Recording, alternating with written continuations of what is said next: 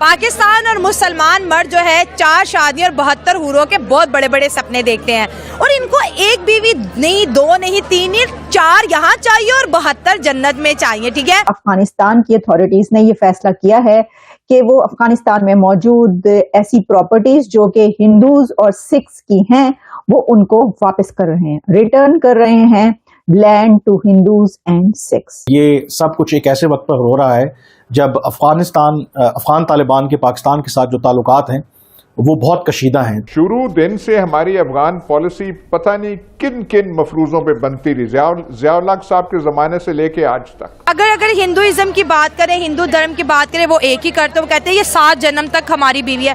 पाकिस्तानी कहते हैं मुसलमान के 4 इधर करनी है, 72 जन्नत में चाहिए। वो तो अल्लाह ताला ने वादा किया हुआ है ना जी उधर 72 हूरों का। इससे हमें ये पता चलता है कि आपकी फॉरेन पॉलिसी जो है वो कंट्रीज के साथ कैसे आपको ताल्लुकात रखने चाहिए, ये सीखना इंडिया से चाहिए। मेरे ख्याल से मर्द को इजाजत है कि वो टका के 4 शादियां करे।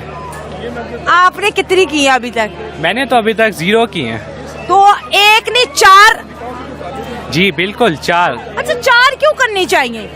क्योंकि मर्द है।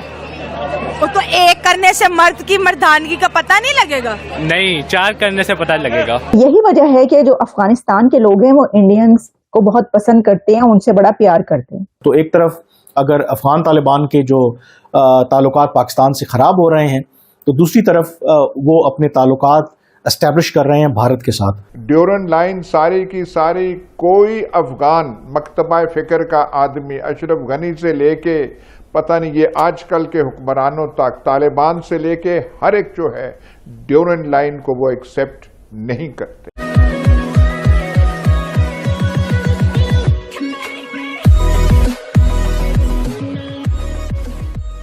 नमस्कार दोस्तों, अब हम सबको पता है कि भाई इस्लाम में 4 शादियां करना जायज़ है। ऊपर से हमको ये भी पता है कि भाई उनके ख्वाब ऐसे होते हैं कि भाई ऊपर जाकर, मतलब यहाँ पर जो जीवन है ये तो कोई जीवन है ही नहीं, उनका सही मायनों में जो जीवन है वो ऊपर जाकर शुरू होगा और वहां पर जाकर 72 हूरें उनको मिलेगी वगैरह वगैरह। लेकिन जब उनसे पूछा जाता है कि भाई कई सारी चीजें ऐसी है, लॉजिकल भी, कई सारे लोग जो है जो थोड़ा बात कर लेते हैं, जब उनसे पूछा जाता है कि भाई ये चीजें लॉजिकल नहीं है, आपको यहाँ पर जीवन मिला है, आपको यहाँ पर जीना चाहिए, खुद शांति से जीना चाहिए, दूसरों को भी जीने देना चाहिए, तो वो कहते हैं कि नहीं, लॉजिक के हिसाब से ठीक है लेकिन जो लिखा है वो तो लिखा है। आप अगर उनको पूछोगे कि क्या रिफॉर्म्स करने चाहिए इस्लाम के अंदर तो बिल्कुल मना कर देंगे। और आप एक चीज जरा आप फोकस करिए कि इस्लाम के अंदर ऐसा एक लॉक लगा दिया गया है, मतलब उसमें कहा गया है कि भाई ये जो लिखा है वो आखिरी चीज है, इसमें ना ही कोई सुधार नहीं हो पाएगा, ना ही कुछ ऐड होगा, ना ही इसमें से कुछ माइनस होगा। और प्रॉब्लम ये है कि जब कोई बंदा बात भी करता है तो वो इस्लाम का दुश्मन काउंट कर लिया जाता है, और जब इस्लाम का दुश्मन हो तो उसको मारने की सजा है। मतलब रिफॉर्म्स जैसी कुछ चीजें नहीं है। तो अब इस वीडियो में जो आप लोग देखेंगे वो आपको लगेगा कि भाई क्या इलॉजिकल लोग हैं।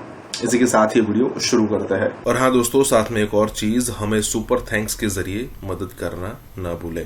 हुआ कुछ यूं है कि जो सुहेल शाहीन है, सुहेल शाहीन जो कि तालिबान के स्पोक्स पर्सन है, तालिबान गवर्नमेंट इन अफगानिस्तान, उनकी तरफ से ये ऐलान किया गया है, बताया गया है कि अफगानिस्तान ने ये डिसाइड किया है कि वो हिंदूज और सिख्स को, जो माइनॉरिटीज हैं, उनकी प्रॉपर्टीज जो वार लॉर्ड्स हैं उनके पास चली गई थी और वार लॉर्ड्स ने ये जमीनें हथिया ली थी, उनके ऊपर कब्जा कर लिया था, तो उनसे रिक्लेम करके, उनसे वापस लेके अब ये तमाम private property Hindus and Sikhs को वापस की जाएगी। तो अफगानिस्तान इंडिया के साथ बहुत अच्छे रिलेशंस चाहता है।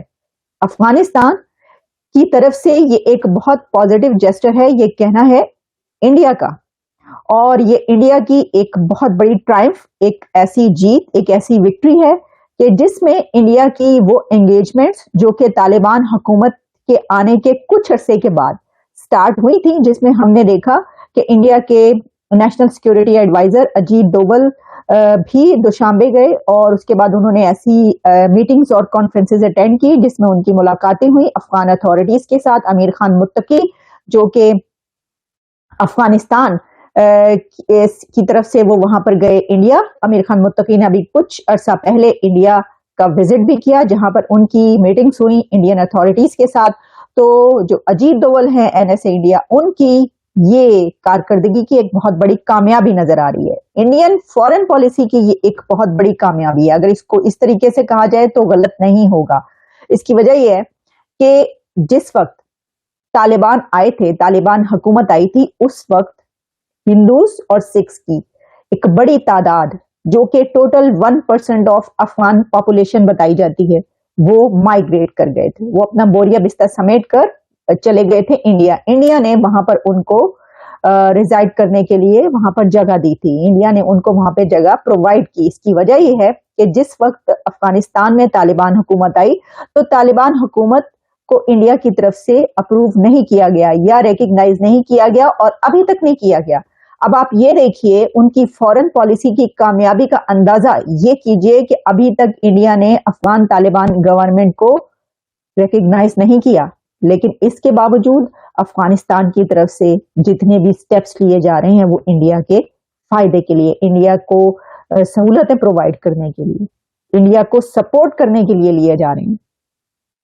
तो दूसरी तरफ हम देख रहे हैं कि पाकिस्तान, जो कि डेकेड से मिलियंस ऑफ 20-30 मिलियंस अफगानीज को पाकिस्तान के अंदर पनाह दी, और उस वक्त के जब वो एक जिहाद शुरू हुआ तो उसके बाद वो उनकी जनरेशन्स वहां पर जवान हुई और पली बढ़ी। लेकिन अब अफगानिस्तान और पाकिस्तान के हालात वो हैं कि दोनों एक दूसरे को काट खाने को दौड़ते हैं। अगर हम इस्लाम की बात करें और दूसरी तरफ हिंदू धर्म की बात करें, वो एक बीवी के साथ शादी करते कहते हैं ये 7 जन्मों तक हमारी पत्नी रहेगी, और हमारे यहाँ वाले कहते हैं कि 4 इधर भी करनी है और 72 उधर भी मिलनी है हमें। देखें, इस्लाम को मजाक ना बनाएं। हाँ, ठीक है, कॉन्सेप्ट है कि 4 ही करनी है। नहीं देखें, हाँ।